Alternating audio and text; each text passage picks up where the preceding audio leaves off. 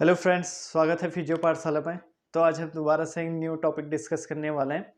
जो हमारा आज टॉपिक है वो है हमारा सर्वाइकल माइलोपैथी। ओके, तो आज हम डिस्कस करने वाले हैं सर्वाइकल माइलोपैथी। ओके, जो कि ये क्या है कि क्लिनिकल डिसऑर्डर है या डिजीज है जो बेसिकली हमारे सर्वाइकल स्पाइन मतलब नेक वाले एरिया में जो हमारा डिसऑर्डर होता है वहां पे सर्वाइकल एरिया में होगा। तो पहले इसका मीनिंग समझते हैं कि सर्वाइकल माइलोपैथी क्या चीज है। ओके, तो बेसिकली इसका मीनिंग देखें, मतलब सर्वाइकल मतलब हमारे नेक या हमारे जो वर्टिब्रल कॉलम है सर्वाइकल का 7 बोन्स होते हैं बेसिकली C1 से C7। इस एरिया में कुछ पैथी हो रही है, मतलब डिजीज हो रहा है, उसको हमने क्या बोल रहा है, सर्वाइकल माइलोपैथी। माइलोपैथी का नॉर्मल अगर मीनिंग देखें तो क्या चीज है। ओके, माइलोपैथी का मतलब होता है हमारा किसी चीज जो हमारे स्पाइनल कॉर्ड है उसका कंप्रेशन होना। ओके, तो जो सर्वाइकल कैनाल है या जो सर्वाइकल हमारा वर्टिब्रल कॉलम है, ओके, वर्टिब्रल कॉलम, उसमें हमारा एक एरिया है सर्वाइकल। ओके, उस एरिया का हमारा क्या हो रहा है, स्पाइनल कॉर्ड का कंप्रेशन हो रहा है।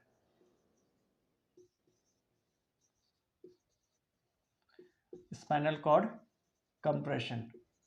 ओके, तो बेसिकली माइलोपैथी का मतलब क्या है, स्पाइनल कॉर्ड का कंप्रेशन हो रहा है या जो स्पाइनल कैनाल है मतलब जिसके थ्रू स्पाइनल कॉर्ड हमारा वेरी कर रहा है उसका स्पेस नैरोइंग हो चुकी है। ओके, मान के चलो ये हमारा कोई कैनाल है, इसके थ्रू हमारा स्पाइनल कॉर्ड जा रहा है। तो अगर इसका स्पेस मान के चलो ये है, ठीक है, अगर ये स्पेस छोटा हो जाएगा तो इसके अंदर जो भी स्ट्रक्चर जाएगा वो कंप्रेशन होगा। तो स्पाइनल कॉर्ड का कंप्रेशन हो रहा है सर्वाइकल एरिया में, that is called cervical myelopathy.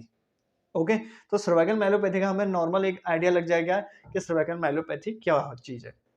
तो क्या चीज है, स्पाइनल कॉर्ड का compression around cervical, that is called cervical myelopathy, C1 से C7। जो हमारा सर्वाइकल है इसमें जो हमारा इसका डायमीटर है ये कितना होता है नॉर्मल।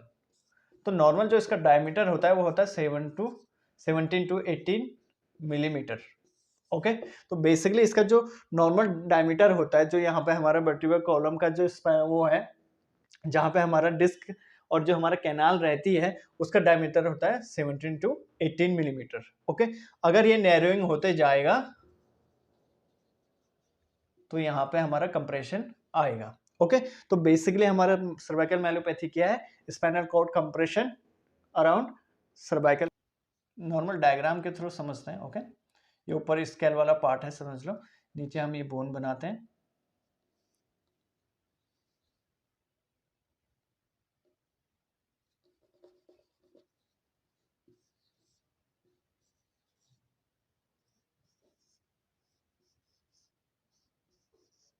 ठीक है,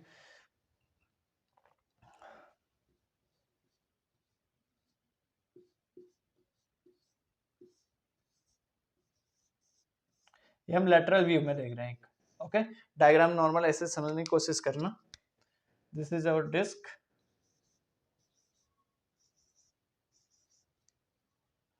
ये हमारे यहाँ पे बीच में हॉलो, समझो एक हॉलो स्पेस है जिसके थ्रू यहाँ पे हमारे स्ट्रक्चर जाएंगे। ठीक है,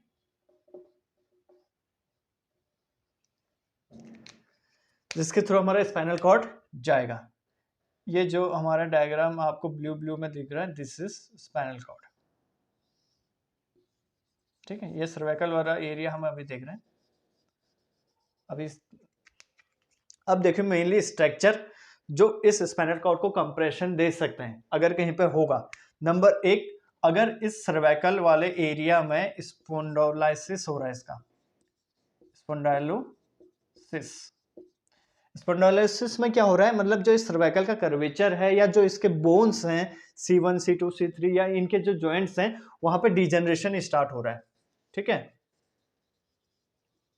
डिजेनरेशन होगा तो उसकी वजह से जो इसका कर्वेचर है वो चेंज होगा, जिसकी वजह से यहाँ पे जो ये एक होल है इसका स्पेस रिड्यूस होगा, नैरोइंग होगी, जिसकी वजह से spinal cord compression in chronic condition में आ सकता है।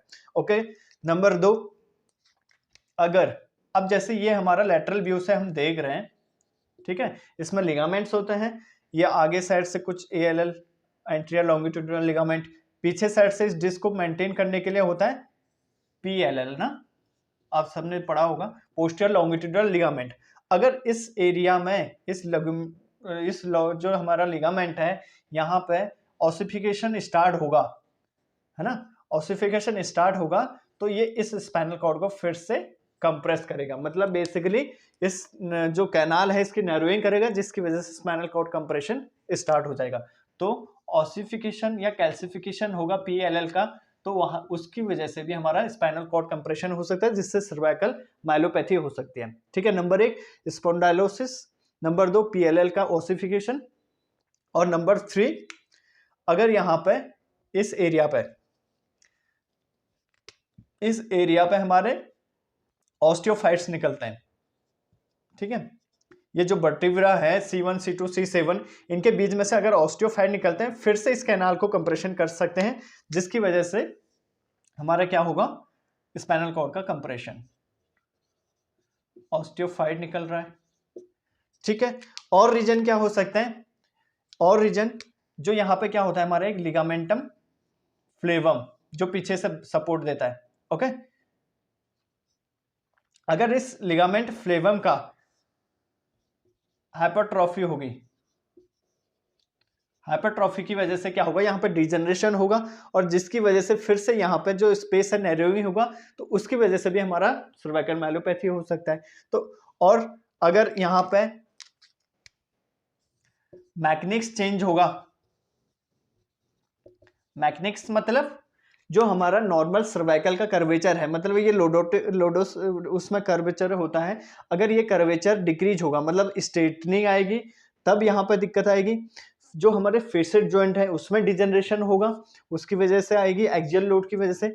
अगर यहाँ पे हमारा जो इनका स्पेस है, मतलब जो हमारा C1 C2 इसके नीचे अगर लिस्थेसिस होगा, मतलब अगर C2 के नीचे C3 है, C3 उस लेवल से या तो आगे की तरफ खिसक जाएगा या पीछे की तरफ खिसक जाएगा, तो उसकी वजह से भी हमारा इस स्पाइनल कॉर्ड के कैनाल में कंप्रेशन आ सकता है, जिसकी वजह से सर्वाइकल माइलोपैथी हो सकती है। तो हमने चेक कर लिया कि स्पाइनल कॉर्ड कंप्रेशन कैसे कैसे आ सकता है, जैसे ossification of posterior longitudinal ligament, spondylosis हो गया, और हमारा लिगामेंट फ्लेवम का हाइपरट्रॉफी हो गया, और मैकेनिक्स के अकॉर्डिंग अगर लिस्थेसिस हो रहा है किसी बोन्स का, उसकी वजह से, तो बहुत चीज़ों की वजह से या रीजन हो सकते हैं जिससे स्पाइनल कॉर्ड का कंप्रेशन हो सकता है और सर्वाइकल माइलोपैथी हो सकती है।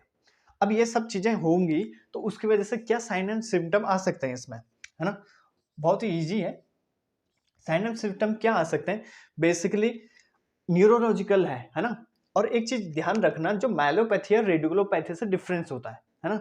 रेडिकुलोपैथी में क्या होता है हमारा, अगर मान के चलो रेडिकुलोपैथी कहीं पर वर्ड आ रहा है, इसका मतलब क्या है, इसका मतलब है जो हमारा उसके एग्जिस्टिंग रूट है, नर्व रूट या हमारा कोई नर्व है वो इंपीज हो रहा है ना। जैसे मान के चलो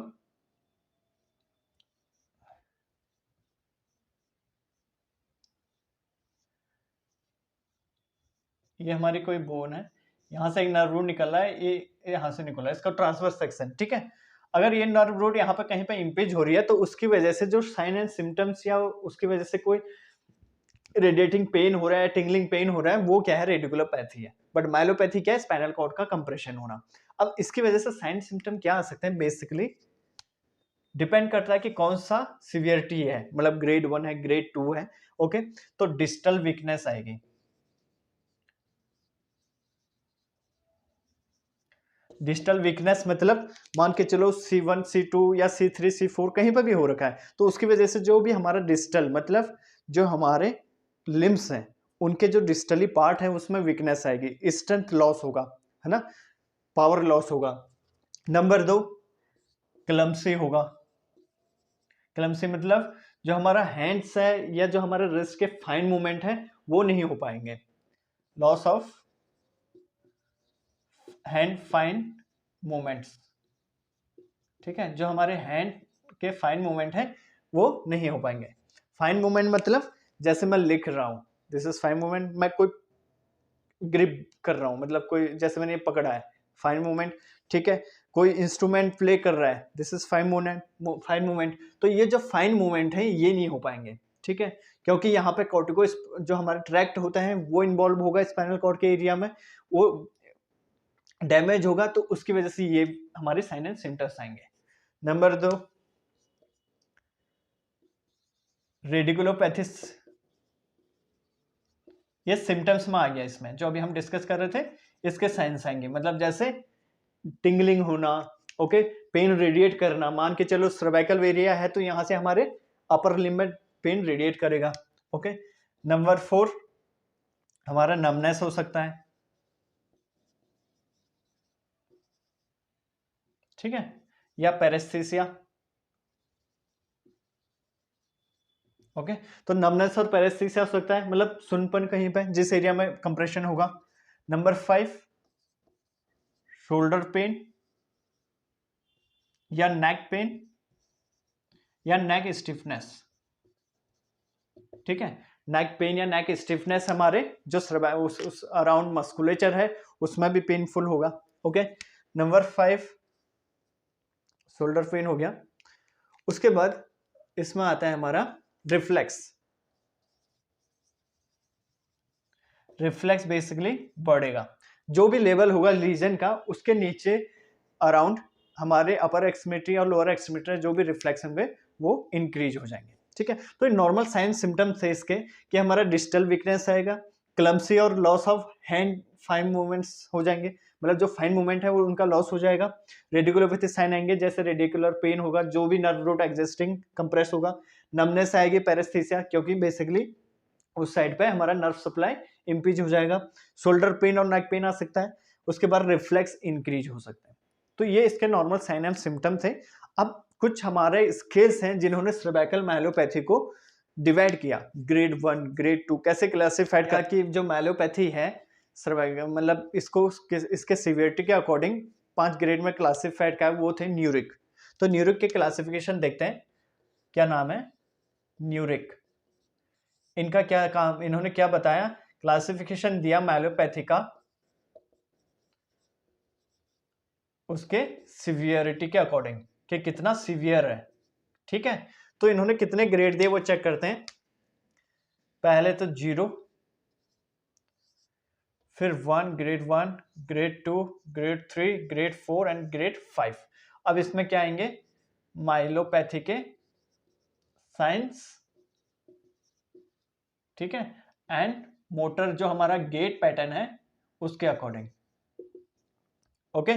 तो बेसिकली 0 में क्या होगा, इसमें हमारा कोई माइलोपैथी के साइन नहीं आएंगे और हमारा गेट भी नॉन रहेगा, मतलब नॉर्मल रहेगा, ठीक है। तो फर्स्ट ग्रेड 0 है बेसिकली, मतलब कुछ नहीं है।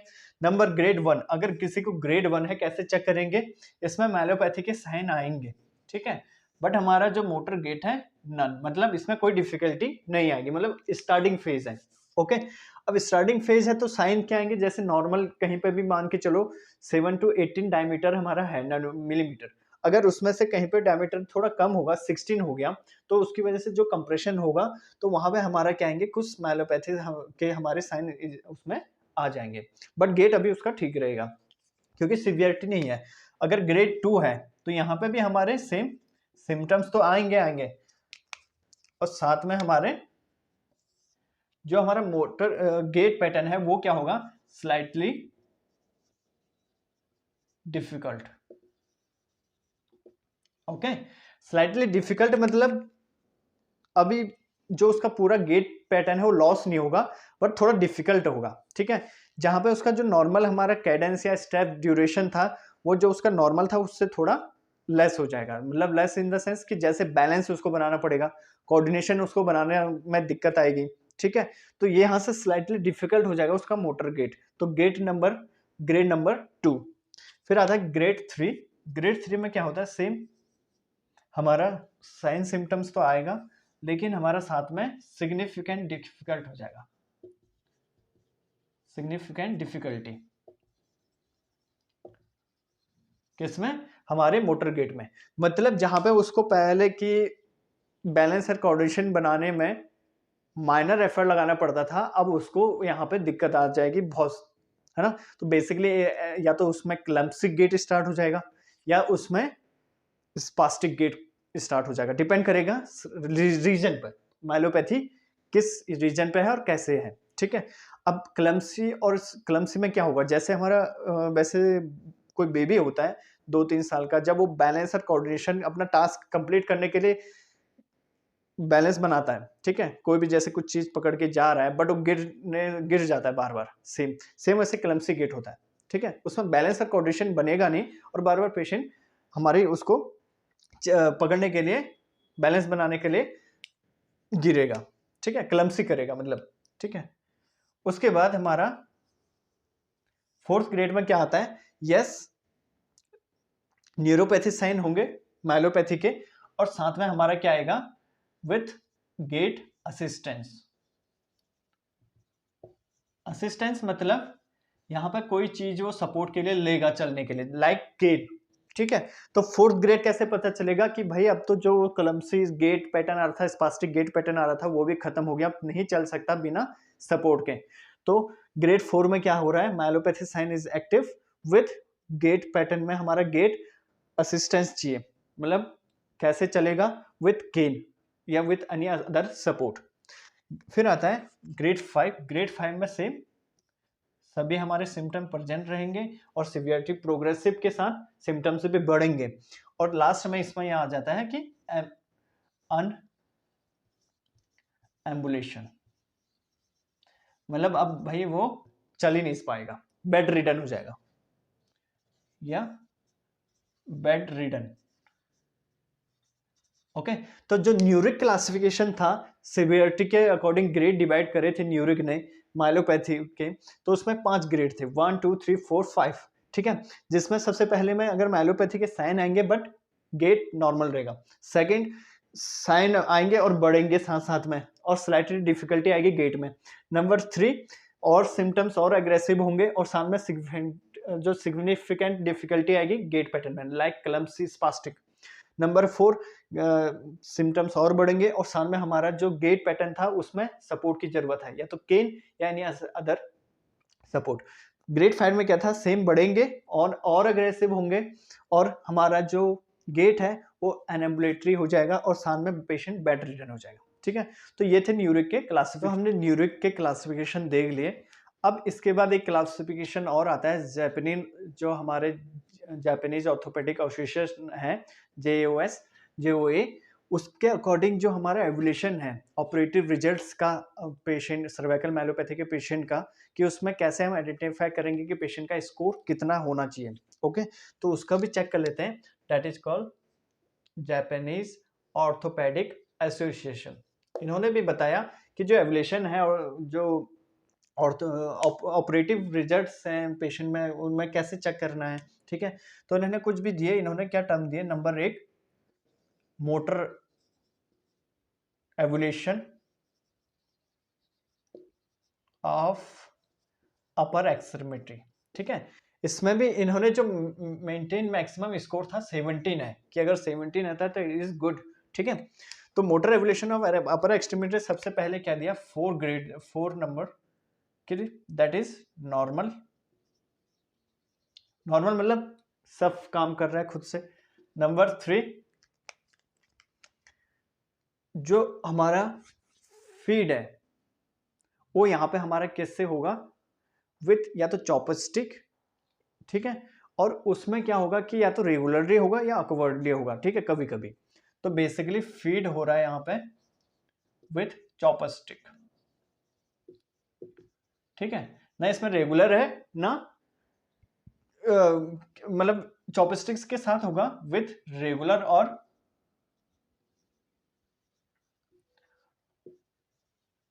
अकवर्डली, ठीक है। नंबर 2 इसने दिया था फीड विथ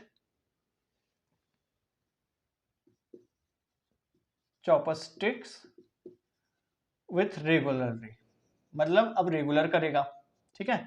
नंबर 1 दिया था फीड विथ स्पून, चॉपस्टिक के साथ नहीं कर पाएगा, उसके बाद स्पून के साथ करेगा। बाद में वो फीड ऑन सेल्फ नहीं कर पाएगा, नो फीड ऑन सेल्फ, ठीक है।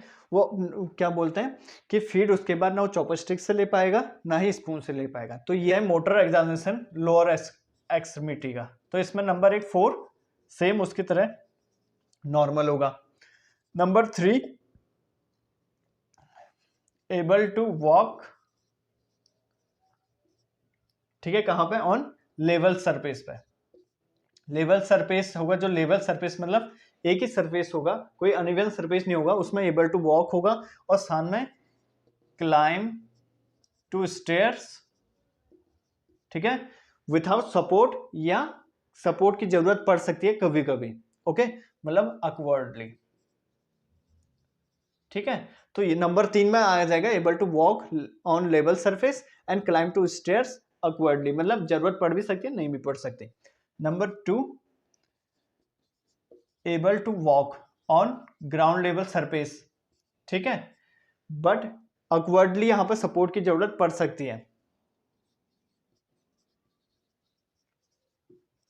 नीड सपोर्ट, बट यहां पर क्या होगा, जो हमारा क्लाइम टू स्टेयर है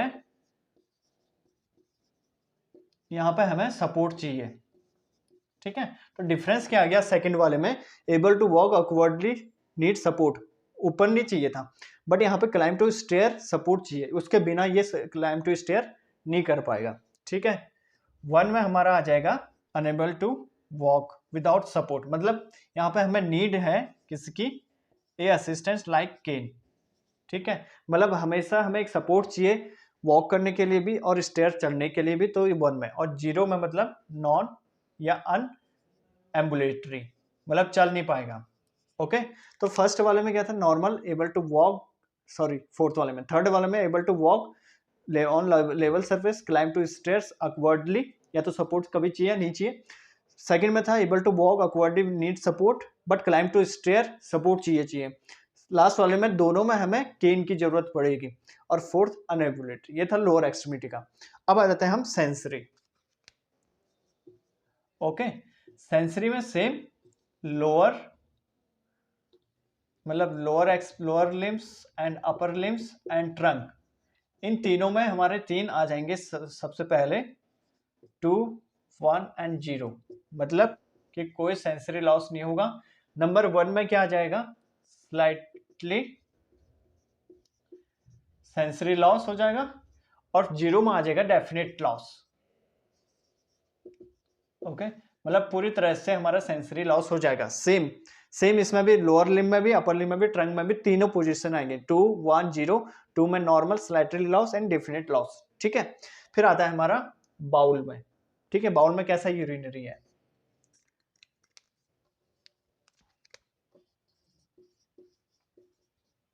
बाउल में आता है हमारा, ठीक है, बाउल में यूरिन का कैसा होगा, 3 में आएगा नॉर्मल, ठीक है, 2 में आ जाएगा माइल्ड डिसयूरिया हो जाएगा, ठीक है, 1 में आ जाएगा सिवियर डिसयूरिया, ओके, एंड जो लास्ट 0 है इसमें आ जाएगा कंप्लीट यूरिन रिटेंशन, ठीक है। तो बेसिकली हमारा ये हो गया बाउल का, normal, mild dysuria, severe dysuria and complete urine retention हो जाएगा किसमें, 0 में।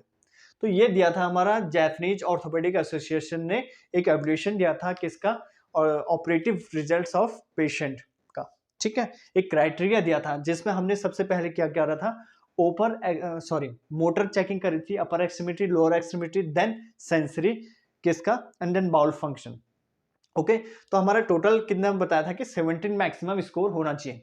तो अपर एक्स में भी 4, इसमें भी 4, ठीक है, और देन 1 to 0 तीनों में, लोअर लिम में भी, अपर लिम में भी, ट्रंक में भी, and then 3 to 1 0 bowel function में। तो ये हमारा था इसका जापानीज का। और हम न्यूरिक भी हम यहाँ पे क्लासिफिकेशन देख चुके हैं, और सर्वाइकल माइलोपैथी का नॉर्मल इटियोलॉजी साइन सिम्टम हम चेक कर चुके हैं। तो सर्वाइकल माइलोपैथी क्या है, is a spinal cord compression due to any spondylosis and ligament hypertrophy and listhesis cases like, तो उसकी वजह से जो हमारे स्पाइनल कॉर्ड का कैनाल है वो क्या हो रहा है, उसका स्टेनोसिस हो रही है, उसकी वजह से नैरोइंग की वजह से स्पाइनल कॉर्ड कंप्रेशन हो रही है और साइन सिम्टम निकल रहे हैं। तो गाइज ये था हमारा सर्वाइकल माइलोपैथी, जिसमें हमने सर्वाइकल माइलोपैथी का डेफिनेशन, उसके बाद साइन सिम्टम्स, उसकी etiology, और साथ में हमने उसके क्लासिफिकेशन देखे, न्यूरो क्लासिफिकेशन एंड JOA का हमने क्राइटेरिया देखा, जापानीज ऑर्थोपेडिक एसोसिएशन का। ओके, तो आई होप कि आपको ये लेक्चर पसंद आया होगा। अगर कहीं पर मिस्टेक हुई, कोई डाउट हो तो प्लीज़ कमेंट करके बताइएगा। Thank you.